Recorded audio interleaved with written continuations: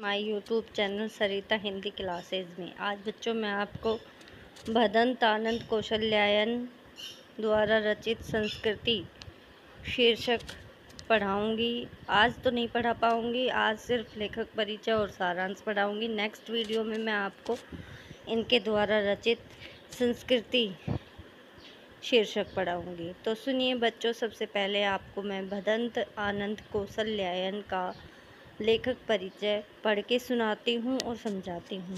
तो सुनिए ध्यान से। भदंत आनंद कौशल्यायन का जन्म सन 1905 में तत्कालीन पंजाब के अम्बाला ज़िले के सोहाना गांव में हुआ। कहाँ पे हुआ था? अम्बाला ज़िले के सोहाना गांव में सन 1905 में हुआ था इनका जन्म। इनका बचपन का नाम हरनाम दास था। तो ये भी ध्यान रख लीजिएगा बच्चों कि इनका बचपन का नाम क्या था, क्योंकि अपन ने जितने भी चैप्टर पढ़े उसमें से सिर्फ इनका ही बचपन का नाम आया है।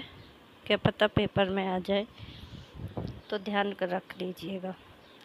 उन्होंने लाहौर के नेशनल कॉलेज से बीए किया। अनन्य हिंदी सेवी कौशल्यायन जी बौद्ध भिक्षु थे।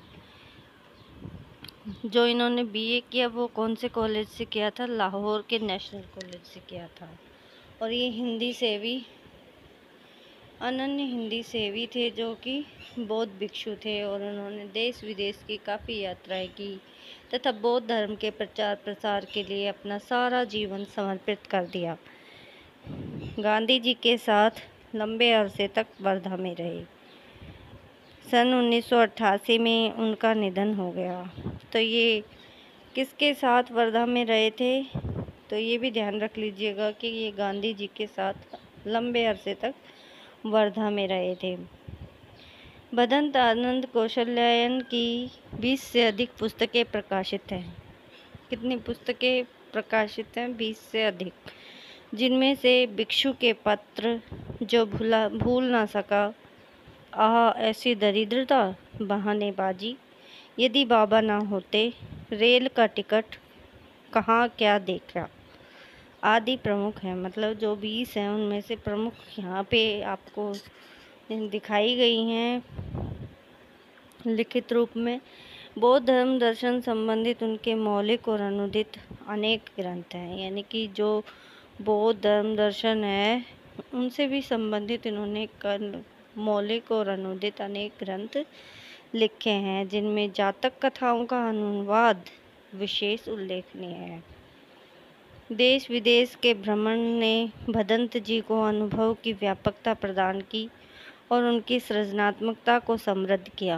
उन्होंने हिंदी साहित्य सम्मेलन प्रयाग और राष्ट्रभाषा प्रचार समिति वर्धा के माध्यम से देश विदेश में हिंदी भाषा के प्रचार प्रसार का महत्वपूर्ण कार्य किया।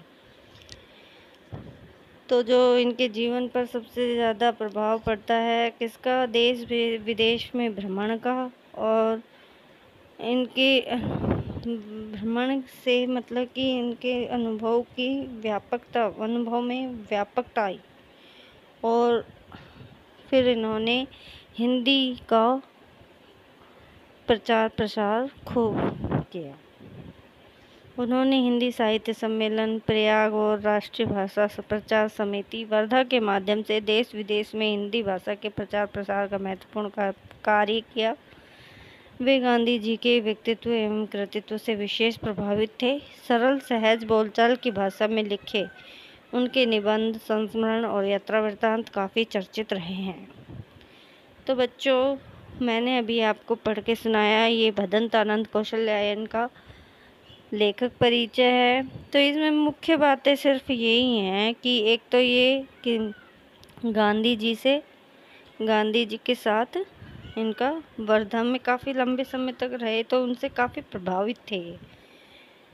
और दूसरा, इन्होंने हिंदी का प्रचार प्रसार किया, बढ़ चढ़कर किया, और इन्होंने कई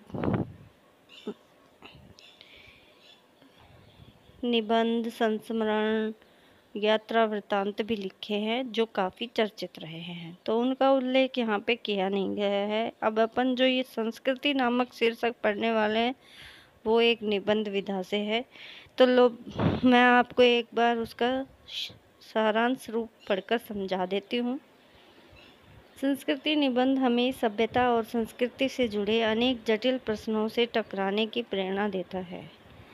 जो संस्कृति निबंध है वो हमें जो सभ्यता और संस्कृति से जुड़े अनेक जटिल प्रश्न होते हैं उनसे टकराने की क्या देता है, प्रेरणा देता है।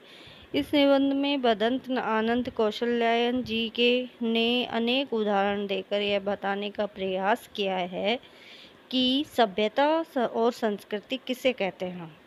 दोनों एक ही वस्तु हैं अथवा अलग अलग। तो यहाँ पे जो ये जो चैप्टर है इसमें ये स्पष्ट किया गया है कि सभ्यता संस्कृति अलग अलग हैं या दोनों एक ही हैं। तो इस चैप्टर में अपन ये पढ़कर समझेंगे। वे सभ्यता को संस्कृति का परिणाम मानते हुए कहते हैं, यानी कि कौन, लेखक कहते हैं सभ्यता को संस्कृति का परिणाम, यानी सभ्यता जो है वो किसका परिणाम है, संस्कृति का परिणाम है। कहते हैं कि मानव संस्कृति अविभाज्य वस्तु है।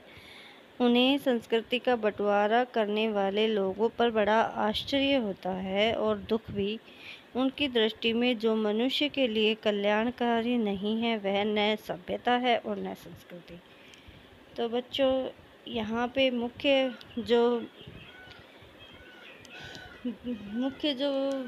कथ्य है एक तरह से संस्कृति और सभ्यता के बारे में, वो यही है कि कुछ लोग संस्कृति और सभ्यता को अलग अलग मानते हैं और उनकी दृष्टि में मानव कल्याण अलग अलग मानते हैं और उसे अलग अलग तरीके से स्पष्ट करते हैं। लेकिन यहाँ पे जो लेखक हैं उनका ये मानना है कि दोनों अविभाज्य हैं।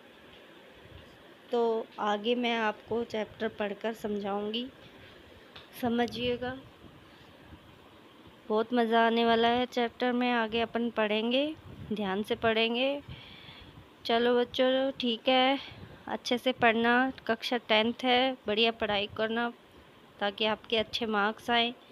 Thanks for watching.